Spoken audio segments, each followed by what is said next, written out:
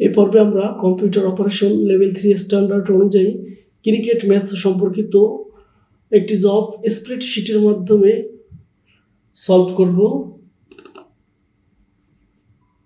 আমি পূর্বে tools collect করে রেখেছি, সেই টুলস অনুযায়ী আমরা জবটা সলভ করব। এটা হচ্ছে আমাদের টুলস, মানে প্রশ্ন। এটা দেখে দেখে আমরা প্রবলেমটা সলভ করব।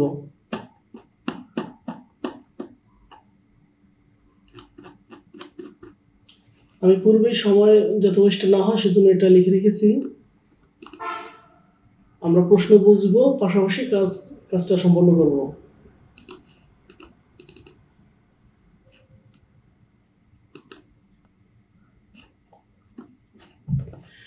ফন্টের সাইজ বলছে ক্যালিব্রি। ক্যালিব্রিটা আছে কিনা দেখে নেই। কন্ট্রোল দিয়ে সবগুলো সিলেক্ট করে এখানে ক্যালিব্রি থাকলে ক্যালিব্রি দিব, অন্য ফন্ট থাকলে অন্য ফন্ট দিব, যেহেতু একটা ফন্ট সাইজে।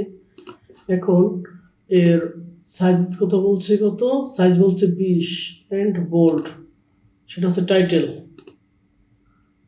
Title font size 20। তাহলে এটা হচ্ছে আমাদের টাইটেল, এটা 20 করতে বলছে, 20 করে দেই, 20 করে দিলাম।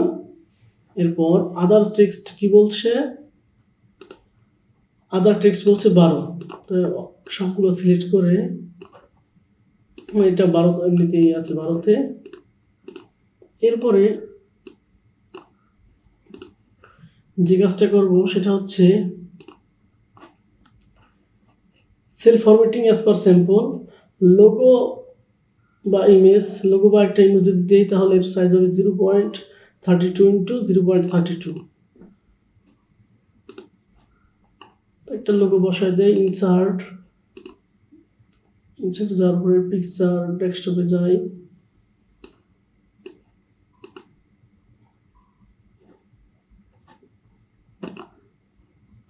ধরুন এটা একটা পিকচার, এটা নিয়ে নিলাম। এটা সাইজের কথা বলছে আর 0.32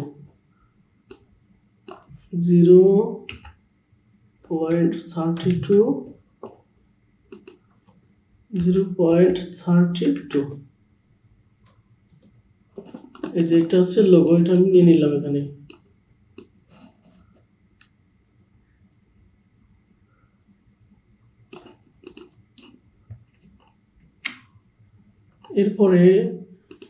এরপরে বলেছে যে jersey number, apply validation for unique jersey number for S player. Jersey number should be 4 digit text and numeric value. দেখি কি বলছে। এই তো জার্সি নাম্বারটা হবে 4 ডিজিটের এবং 2টা নিউমেরিক ভ্যালু থাকবে এবং 2টা থাকবে টেক্সট। TN01। প্রথমে ইউনিক আইডির জন্য ফর্মুলাটা লিখে নেই, ইকুয়াল অ্যান্ড কাউন্টিভ। প্রতিটা ঘর সিলেক্ট করে নিব, যে কটা ঘর আমাদের দরকার জার্সি নম্বরের জন্য প্রত্যেকটা ঘর সিলেক্ট করে লক করে দিব, অ্যাবসলিউট করে দিব, F4 দিয়ে করে দিলাম, কমা দিব। আবার প্রথম ঘরটিতে ক্লিক করে ব্র্যাকেট দিয়ে আটকিয়ে ইকুয়াল 1 দিব। এর মানে হচ্ছে যে এই কটা ঘরের ভিতর একটা আর জার্সি নাম্বার সাথে আরেকটা জার্সি নাম্বার কোনো মিলবে না, টোটালি সেটাকে বলা হয়েছে ইউনিক। এরপর বলছে কয় ঘরের সংখ্যা হবে, 4 ঘরের, সেজন্য আমাদের লেন দিতে হবে। একটা ওয়ার্ড কয় সংখ্যার হবে সেটাকে বলা হয়েছে লেন। এটা সিলেক্ট করে নিব, সিলেক্ট করে এই ঘরটাতে ক্লিক করে নিব, এরপরে ব্র্যাকেট দিয়ে আটকে ইকুয়াল দিব হচ্ছে 4 ঘর। এন্টার দিলে ফলস আসবে, যেহেতু এখানে কিছু লেখা নাই তো ফলস চলে আসছে। এখন যদি আমি এখানে যদি কিছু একটা লিখি TN01 যদি লিখি, দেখবেন এখানে ট্রু চলে আসবে। এই যে ট্রু হয়েছে, তার মানে আমাদের আইডিটা ইউনিক হয়ে গেছে। আমি এটা মুছে দিই, এটা মুছে দিয়ে এই কন্ডিশনটা ভ্যালিডেশন করতে হবে। ড্রপ ডাউনে গিয়ে কন্ট্রোল এক্স, প্রতিটা ঘর সিলেক্ট করে নেব, ডাটা ভ্যালিডেশনে আসবো, আবার ডাটা ভ্যালিডেশনে আসলাম। এখানে আসার পরে এখানে দিব কাস্টমে গিয়ে ফর্মুলাটা পেস্ট করে দিব, এখন ওকে দিব। এখন আমি সুন্দর মতো ওটা লিখে রাখতে পারবো, কোনো প্রবলেম হবে না। TN01 আমি এখন এটা যদি অটোফিল করে দেই সুন্দর চলে আসছে। এখন দেখেন এখানে যদি আমি চাইলে একটা সংখ্যা বাড়াতে পারবো না, আমি যদি একটা সংখ্যা বাড়ায়া ইন্টার দেই তাহলে কি হবে, ওটা নেবে না। এবং এটার সাথে যদি একটা ইউনিকারি এই জার্সি নাম্বারটার সাথে যদি এই জার্সি নাম্বারটা একই রাখি তাহলেও ওটা নেবে না। তার মানে আমাদের ইউনিকারি করা হয়ে গেছে, এতটুকু আমাদের ক্লিয়ার। এখন টোটাল রানে চলে আসবো। টোটাল রানটা কিভাবে বের করতে হবে একটু কন্ডিশনটা দেখে নেই।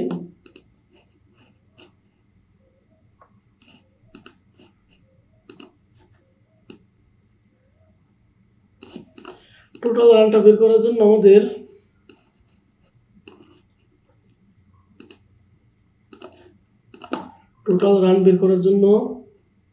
কন্ডিশনটা একটু বুঝে নেই।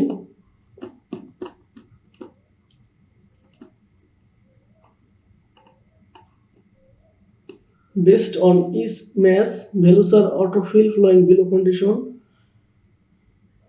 Consider 20 runs for S wicket. Calculate total runs considering the summation of all matches runs and summation of equivalent runs for S wicket. এটার অর্থ হচ্ছে যে এখানে প্রতিটা ম্যাচের রানগুলো যোগ করতে বলছে, পাশাপাশি আরেকটা শর্ত দিয়ে দিয়েছে যদি এখানে কেউ একটা উইকেট পায় তাহলে উইকেট প্রতি তার 20 রান কাউন্ট হবে, সেটা আমাদের সূত্রে উল্লেখ করে দিতে হবে টোটাল রানের ক্ষেত্রে। এখন দেখবো সেটা কিভাবে করা যায়। প্রথমে এই ঘরটিতে সিলেক্ট করে আমি এখানে লিখতে পারি ফর্মুলাটা, কিন্তু আমি এখানে লিখে দিই যাতে স্পেসটা ভালো পাই কিংবা একটা সেল আটকায় না যায়। এরকম সমস্যার সমাধান করার জন্য কি করতে হয়, এই টোটাল রানের এই ঘরটিতে সিলেক্ট করে এই ফর্মুলা আবার এখানে এসে কাজটা করব। ইকুয়াল দিব সাম, যেহেতু আমাদের যোগ করতে হবে, সাম ফর্মুলাতে চলে গেলাম। রান আছে এখানে একটা ক্লিক করলাম, প্লাস আর আছে এই সেকেন্ড ম্যাচের এখানে, প্লাস এই সেলটি তো আমাদের আছে, ক্লিক করে নিলাম, ব্র্যাকেট দিয়ে আটকে দিলাম। এখন প্লাস চিহ্ন দিব। আরেকটা কন্ডিশন বলেছিল যে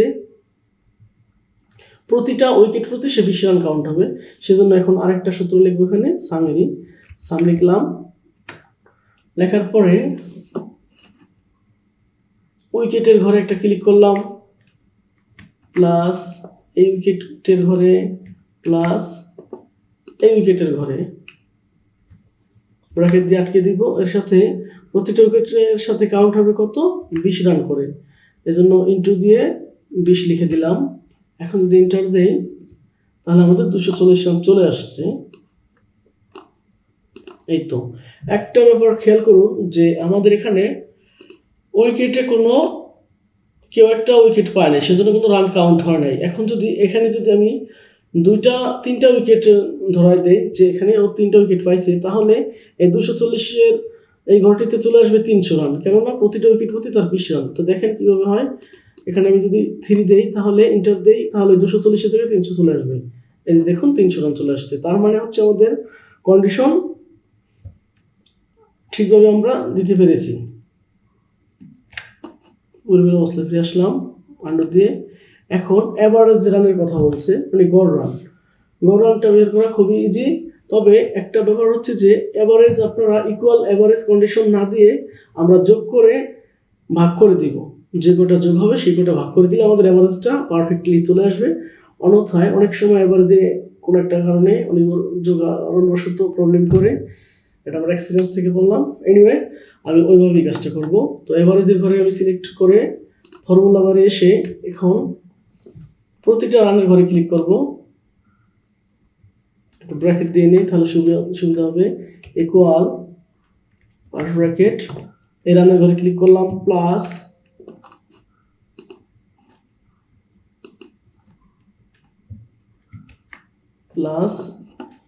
এই রানের ঘরে ক্লিক করলাম, প্লাস এই যে তৃতীয় ম্যাচের এই ঘরটাতে ক্লিক করলাম, ব্র্যাকেট দিয়ে আটকে দিব। এখন এটাকে ভাগ দিব 3 দিয়ে, যেহেতু 3 ম্যাচের গড়, 3 দিয়ে ভাগ দিব। এখন এন্টার দিলে আমাদের গড়টা চলে আসছে। ইজিলি অ্যাভারেজ রানটা আমাদের চলে আসছে। এরপরে অ্যাভারেজ রান বের করে দিলাম, এরপরে প্লেয়ার অফ দ্য সিরিজ, এটার কথা বলছে। এটা কি করতে পারি দেখি। Based on total runs, values are autofill flowing below condition. Highest runs owner will be the player of the series. এখানে সবচেয়ে বেশি রান যে করবে সেই খেলোয়াড়টাই হবে player of the match, player of the series.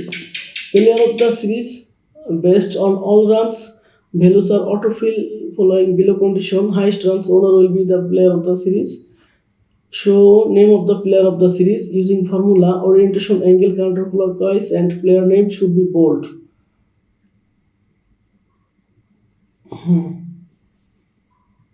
দেখি একটু নিচে, না এখানে দেওয়া নাই প্লেয়ারের নামটা কিভাবে থাকবে, তবে কন্ডিশনে বলা আছে। এখানে বলা হয়েছে যে এই টোটাল রান থেকে সবচেয়ে বেশি রান যে প্লেয়ারটা করবে তার নামটা এখানে থাকবে এবং ঘড়ির কাঁটার মতো থাকবে, ঠিক আছে। ঘড়ির কাঁটা যেদিকে থাকে সেইভাবে আর কি থাকবে। অ্যাঙ্গেল কাউন্টার ক্লকওয়াইজ এভাবে থাকবে। তাহলে এই সূত্রটা যদি আমরা করতে চাই, এটা দুভাবে করা যায়, একটা ভিলুকাপের মাধ্যমে আর একটা হচ্ছে ইন্ডেক্স ম্যাচের মাধ্যমে। তো ইন্ডেক্স ম্যাচের মধ্যে আমরা চলে যাই, ভিলুকাপের জন্য আলাদা ঘর করতে গেলাম না, জাস্ট একটু মনে রাখতে হবে। এটা করার জন্য প্রথমে এই ঘরটিতে সিলেক্ট করে এই ঘরটিতে ফর্মুলা বারে ক্লিক করে নিলাম। করার পর এখানে দিব ইকুয়াল ইন্ডেক্স। ইন্ডেক্স সাধারণত ইউজ করা হয় কোনো একটি নির্দিষ্ট শ্রেণীর কর্মজীবীদের বা কোনো ক্লাসগুলো সিলেক্ট করার জন্য। তো ইন্ডেক্সে আসার পরে ট্যাব দিয়ে সামনে চলে গেলাম। এরপরে আমি এই নামগুলো সিলেক্ট করে নিব। একটা কমা দিব, কমা দেওয়ার পরে ম্যাচ হিসেব করব। ম্যাচের মধ্যে হাইয়েস্ট রান যে করছে সেই হিসাবটা করবো আমরা। এখন আসবো এখানে ম্যাচ, MATCS ম্যাচ দিলাম। এরপরে ম্যাচের মধ্যে সর্বোচ্চ রান কে করছে সেই ব্যাপারটা তোলার জন্য ম্যাক্স দিব আমরা। সর্বোচ্চ বের করার জন্য ম্যাক্স দিয়ে দিলাম। দেওয়ার পরে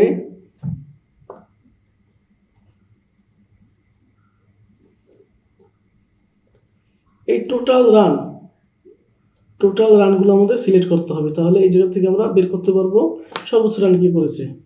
এটা ব্রেকেট দিয়ে আটকে দিব, আবার কমা দিব, আবার এই টোটাল রানগুলো সিলেক্ট করে নিব।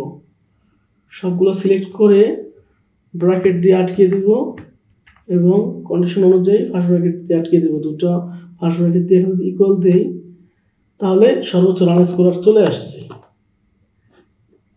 এই তো কি করেছি আমি প্রথমে এখানে ইকুয়াল দিয়েছি, ইন্ডেক্স দিয়েছি, তারপরে এই টোটাল নামগুলো সিলেক্ট করে নিয়েছি। টোটাল নামগুলো সিলেক্ট করে কমা দিলাম, তারপরে ম্যাচের মধ্যে হাইস্ট রান কোনটা সেটা বের করার জন্য সূত্র হচ্ছে ম্যাচ, তারপর হচ্ছে ম্যাক্স। তারপরে কি করলাম, এই টোটাল রানগুলো সিলেক্ট করে ব্র্যাকেট দিয়ে আটকিয়ে কমা দিয়ে আবার এই ঘরগুলো সিলেক্ট করে নিলাম। তারপরে ডাবল ফার্স্ট ব্র্যাকেট দিয়ে আটকিয়ে এন্টার দিলাম, রেজাল্ট বের হয়ে গেছে। এখন একটু দেখি আপাতত দৃষ্টিতে আপন প্লেয়ারটা কোথায়।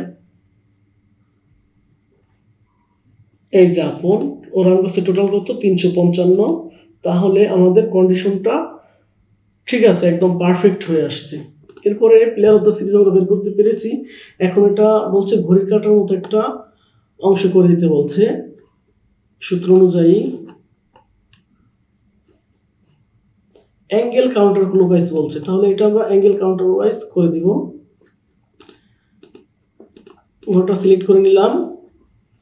এই যে এখানে আসার পরে অ্যাঙ্গেল কাউন্টার ক্লকওয়াইজ দিয়ে দিলাম। আর এটাকে বলছে বোল্ড করতে, তাহলে আমরা এটা কন্ট্রোল-B দিয়ে দিলাম, কন্ট্রোল-B, বোল্ড হয়ে গেল। এরপর আসি রেটিং।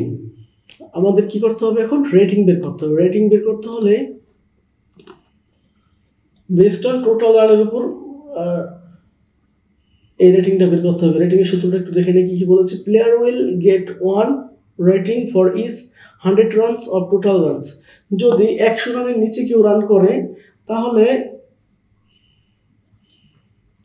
যদি কেউ 100 রানে রান করে তাহলে তার একটা রেটিং আসবে 1 স্টার, এইটা থাকবে।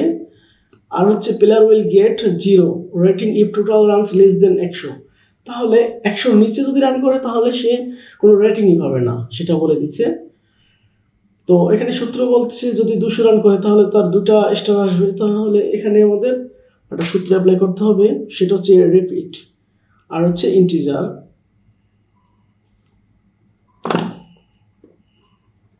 এখন আমরা সূত্রে চলে যাই। আমি এই ঘরটিতে সিলেক্ট করে ফর্মুলা বারে চলে গেলাম। ফর্মুলা বারে আসার পরে ইকুয়াল দিব ইফ কন্ডিশনাল দিলাম। দেওয়ার পরে টোটাল রান থেকে আমাদের সবকিছু কাউন্ট হবে। টোটাল রানটাতে ক্লিক করে নিলাম। বলছি যদি 100 রানের কম হয় তাহলে তার কোনো রেটিং থাকবে না। তাহলে এখানে আমি লেস দেন 100 দিয়ে দিলাম। 100 যদি হয় তাহলে ও কোনো রেটিং পাবে না। ডাবল কোটেশন দিয়ে কমা দিয়ে আটকে দিলাম। এরপরে সূত্র হচ্ছে রিপিট, REPT, এটা মনে রাখতে হবে। রিপিট যদি করি তাহলে রিপিটটা হবে যে ডাবল কোটেশনের ভিতরে যদি একটি স্টার দিয়ে দেই সূত্র অনুযায়ী, এরপর কমা দিব। কমা দেওয়ার পরে ইন্টিজার নেব, ট্যাব দিয়ে সামনের দিকে গেলাম। তারপরে হচ্ছে যে এই স্টারটা আসবে প্রতিটা